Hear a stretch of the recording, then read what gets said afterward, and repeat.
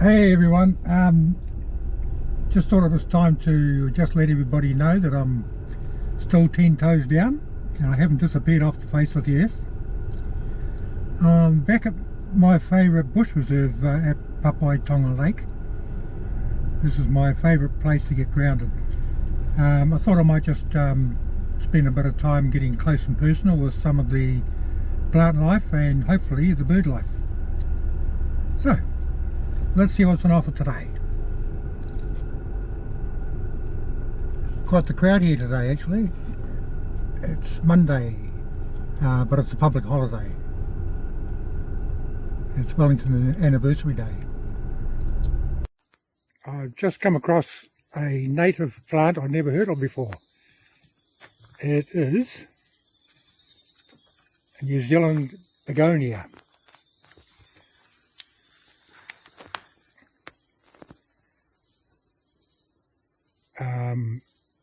It doesn't flower as such, but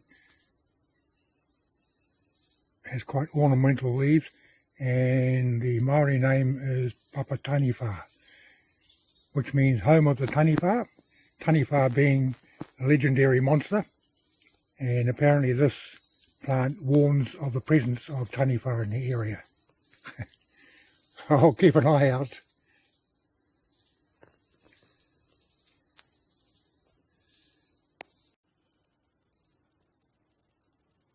This is the karaka, or New Zealand laurel. It has these orange fruit on it that the tuis love. I can hear a tui flapping around actually. Hasn't got much fruit on it at the moment, so I think it's almost past its fruiting time. The fruit is edible for humans, but apparently the nut inside it is quite toxic, so we have to be very careful when eating it. Not toxic to the birds, fortunately, and they spread it by eating the seeds and then dropping them on the ground.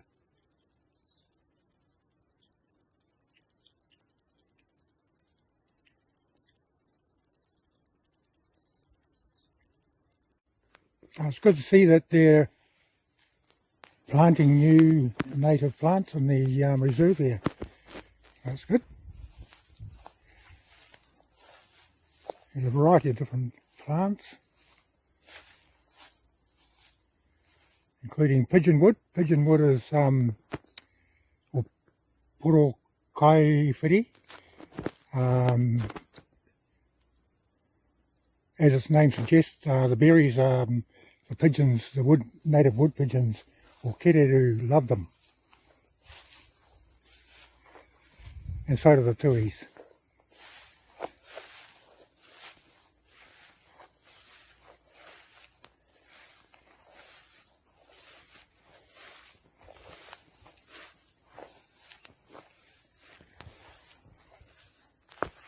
That's the pigeonwood.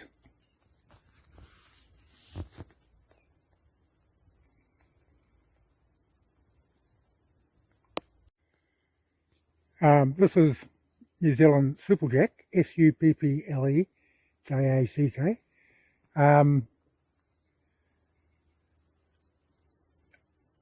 Also, the Maori name is perita and means twisted rope for obvious reasons.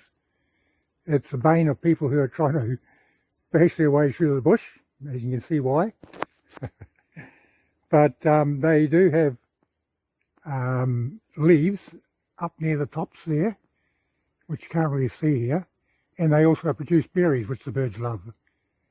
So this time of the year is the time when the tui and pigeons will be quite fat.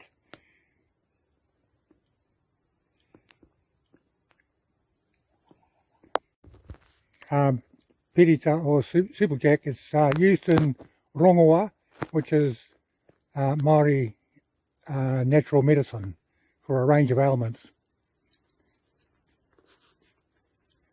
There's not much wasted space in the New Zealand bush. Even tree ferns like this are host to other plants. So this one here is a climber. I'm not sure what the name of it is.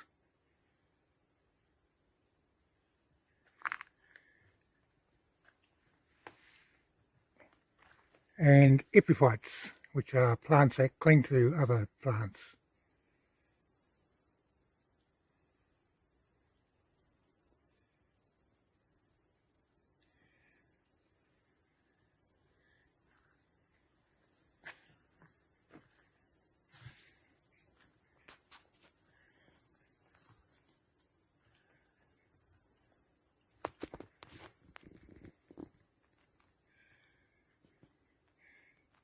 And every tree that dies and falls over, it becomes host to numerous other plants, and it feeds the forest floor and feeds the plants that grow on it. So very efficient ecosystem really. It's nice and moist, plenty of water down here in the lower areas, low-lying areas. But I noticed as I was coming down, the higher areas are looking quite dry, and some of the plants are getting quite stressed. So I think a decent drop of rain will be useful.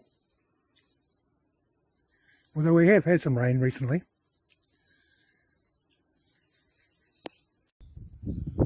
Lake Papaitonga is drier than ever at the moment. The water level seems to be lower each time I visit here. This is an example of moki moki, or also known as fragrant fern. It's a creeper and climber, native to New Zealand, but also to Australia, I believe, and some of the offshore islands. It's been imported to other countries as well.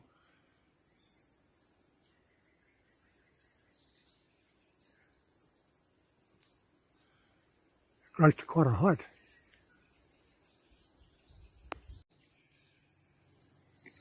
This is how superjack typically finds its way to the sunlight up above the forest canopy. It winds around itself, or it's supposed to, and grows metres and metres up above the trees. Here's the native Nico palm that I've mentioned before. The leaves and the fruit are edible. They can be eaten raw or cooked. And of course the leaves are used for thatch and for wrapping food as well. These plants are kia, and they're popular for weaving mats and rope and panels because they absorb dyes quite well. This is the seven finger, or pake. It grows to about 3 metres, I think, maximum. The plants themselves are poisonous to pets, so people have to be very careful if they plant them in their garden. Apparently the sap is very poisonous too, even if it's just wiped on your pets.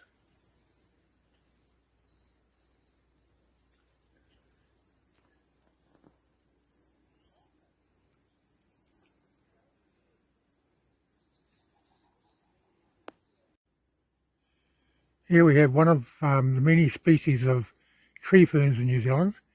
This is the black fern.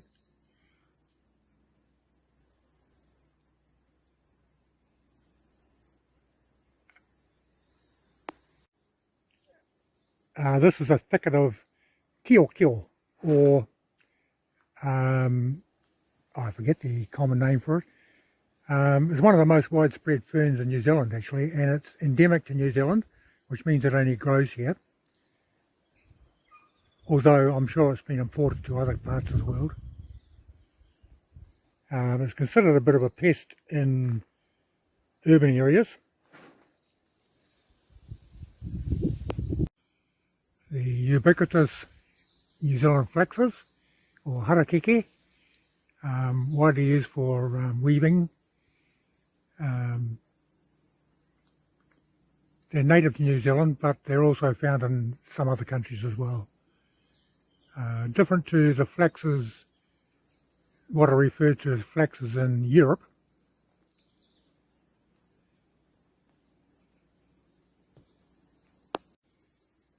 This is the Papaitonga, and I believe it's called that because of the wetters which tend to live in its trunk, in its trunks.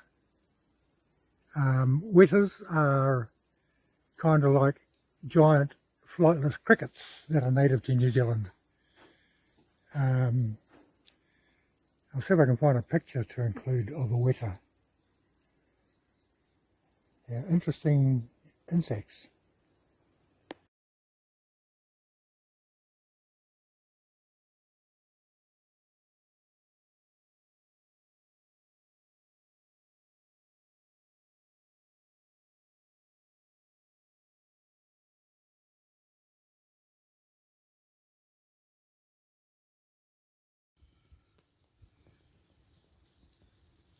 It's a group of cabbage trees, or te kolka. I believe they were called cabbage trees because early colonists used the leaves as a replacement for cabbage. I don't know whether that's true or not, but certainly the centres of the leaves are edible, as are the rhizomes at the base. Yeah, commonly used by Maori as for weaving ropes. There's some good examples of Nico palms.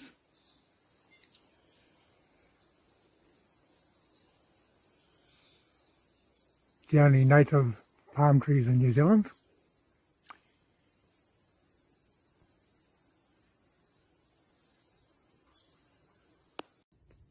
This tree is the kawakawa.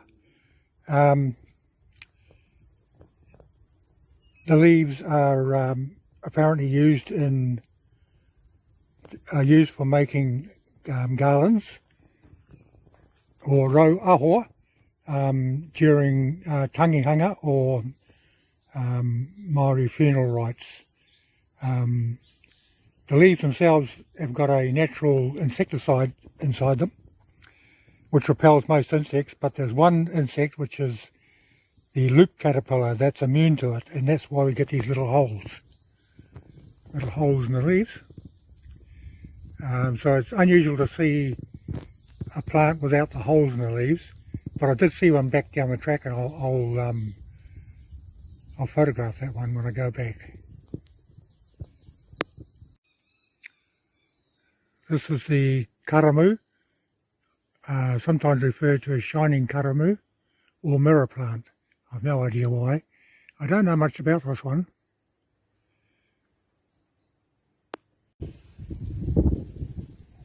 This matipo it's kind of hidden amongst the other shrubbery. I don't know a lot about this one, but I believe a common name for it is red maple. I have no idea why that is. It doesn't look like a maple at all. I know it's commonly grown in urban gardens.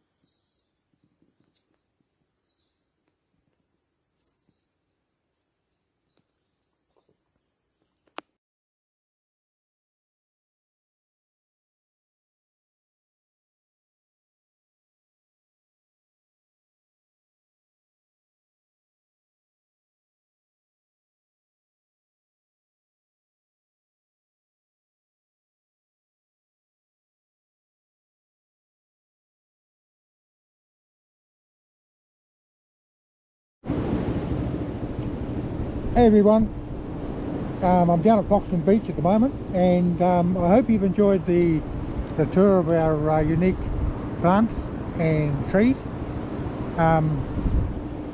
it just occurs to me that this is around about the first anniversary of me starting a channel, so I'd just like to say a few words about that.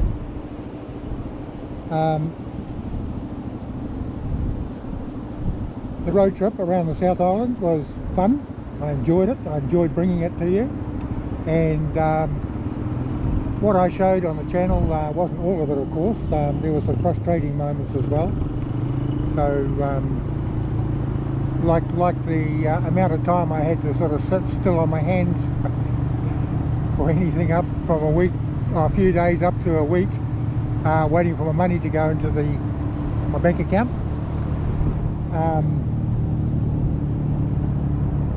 Towards the end, ended up catching scabies, of all things, and that was a painful time, and it prompted me to come back home again after the 3 months trip.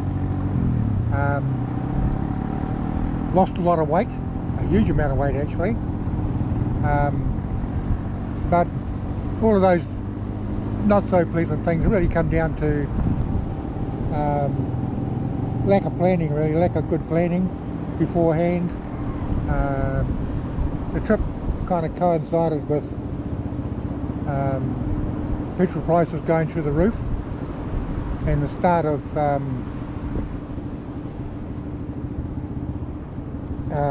inflation here in New Zealand. But would I do it again? Absolutely, I'll do it again. But I think I'd do it in a camper van next time, and with a big healthy savings account.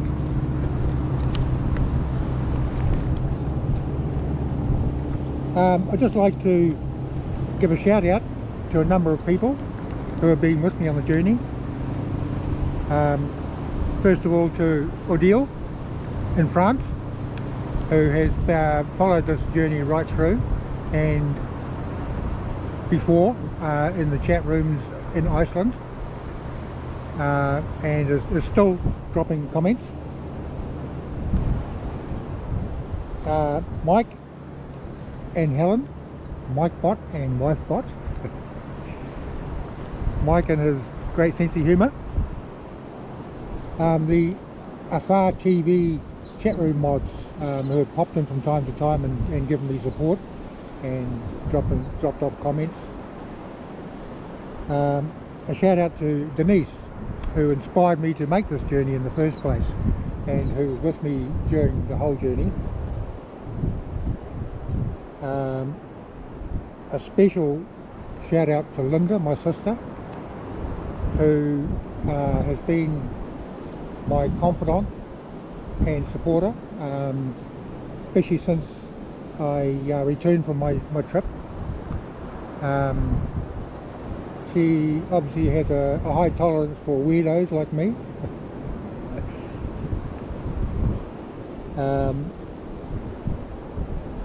Angela and her children over in Australia, who kind of reminded me who I am and who I need to keep being. They've been very good friends. So looking at the future, I hope there's not too much wind noise on this. Looking towards the future, I'll keep this channel going, and seek out more footage to showcase our country. I'm looking at another 1 or 2 projects for the future, but I've got to do some research about how best to set that up. Possibly